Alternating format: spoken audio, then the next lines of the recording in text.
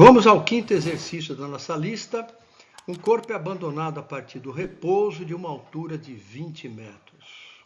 Se abandonado a partir do repouso, a velocidade inicial é zero, né? No mesmo instante, outro corpo é lançado na mesma prumada, quer dizer, na mesma vertical, né?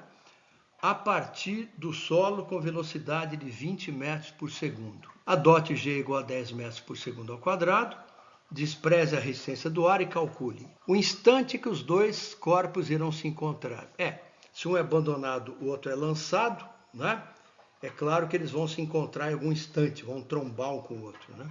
Em que altura se dá o encontro? Vamos lá, então. Bom, eu começo sempre montando aqui o esquema, né? Eu tenho aqui o corpo 1, abandonado de uma certa altura, de 20 metros. Se ele é abandonado, a velocidade inicial é zero. Chamei de V01.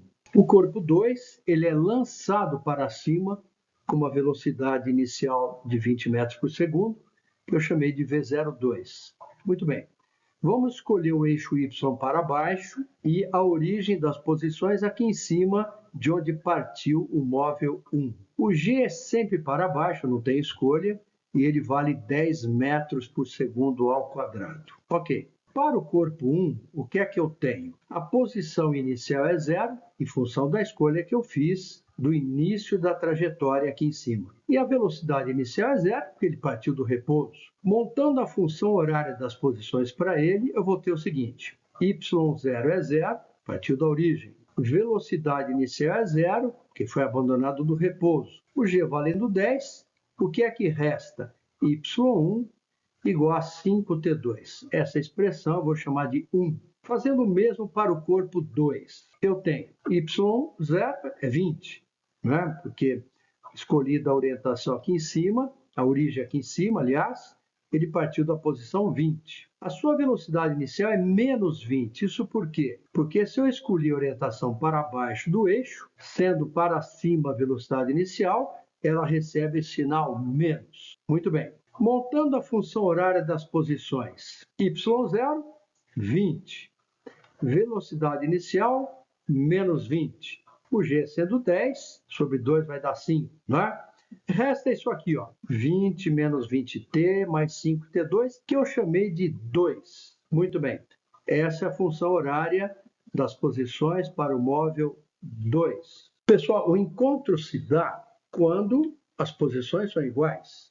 y1 igual a y2. E eu já tenho as duas expressões das posições em função do tempo. Basta, então, que elas sejam igualadas, né? 5t2 igual a 20 menos 20t mais 5t2. Eu posso cancelar esse 5t2 com esse 5t2, resta que 20t igual a 20. Eu passo esse 20t menos 20t para o outro lado, né? 20t igual a 20, t igual a 1 segundo. Então, o encontro se dá no instante 1 segundo.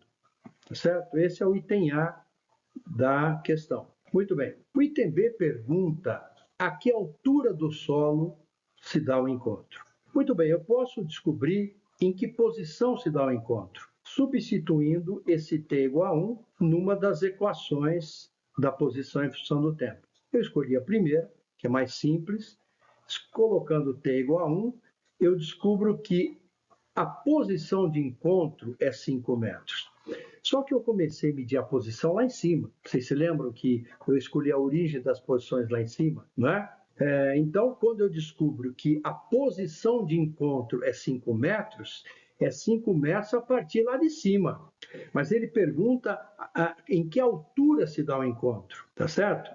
Como o corpo foi abandonado de 20 metros de altura e o encontro se dá a 5 metros a partir lá de cima, é claro que o encontro se dá, então, a 15 metros do solo, que é a resposta procurada, pedida no item B. Exercício da FUVEST, um vestibular muito importante, que é porta de entrada para a USP, né? Aliás, onde eu estudei com muito orgulho, fiz física lá. Em uma tribo indígena de uma ilha tropical, teste derradeiro de coragem de um jovem é deixar-se cair em um rio do alto de um penhasco. Haja coragem, meu Deus do céu! Um desses jovens se soltou verticalmente a partir do repouso de uma altura de 45 metros em relação à superfície da água. O tempo decorrido em segundos entre o instante em que o jovem iniciou sua queda e aquele em que um espectador parado no alto do penhasco ouviu o barulho do impacto do jovem na água é aproximadamente... Vamos ver. Note e adote. Considere o ar em repouso e ignore sua resistência. Ignore as dimensões das pessoas envolvidas, velocidade do som no ar 360 metros por segundo, aceleração da gravidade 10 metros por segundo ao quadrado e é um teste. Vamos ver como é que se resolve isso. Tem aí um esquema básico, né? Esse jovem corajoso se soltando de 45 metros de altura, o que não é pouco, né?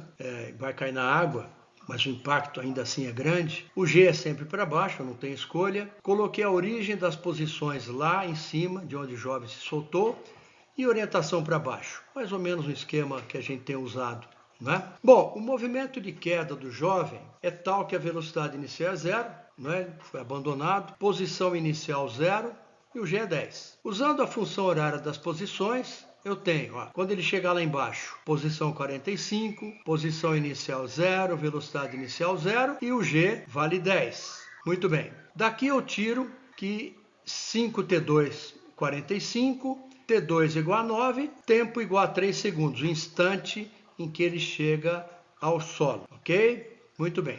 Agora, ele chegou ao solo e fez um certo barulho. Certo? E o som produzido por essa queda, por esse impacto do jovem sobre a água, se espalha em todas as direções, correto? Numa das direções de propagação do som, ele vai atingir a orelha do indivíduo que estava ao lado do jovem quando ele saltou. E há um tempo de subida desse som, e é isso que a FUVEST quer que nós levemos em conta. Como a velocidade do som é dada a 360 metros por segundo, eu posso descobrir o tempo que ele leva nessa subida, já que eu sei que o deslocamento foi de 45 metros, tá certo? Usando a expressão da velocidade ΔS sobre ΔT, velocidade 360, eu sei que o deslocamento do som foi de 45 metros, eu descubro aqui que o ΔT, quer dizer, o tempo que o som levou nesse deslocamento foi de 0,125. Se o rapaz levou 3 segundos na queda e o som cerca de 0,1, 0,12 segundos para subir, então o tempo total entre a queda do rapaz e o indivíduo ao lado dele ouvir o som foi aí ao redor de 3,1 segundos. Portanto, a resposta é essa, item A, 3.1. Vejo que não é um exercício difícil, não é porque é da FUVEST que tinha que ser difícil, né? Um exercício bem tranquilo. Basta que a gente leia com calma e tenha paciência em responder.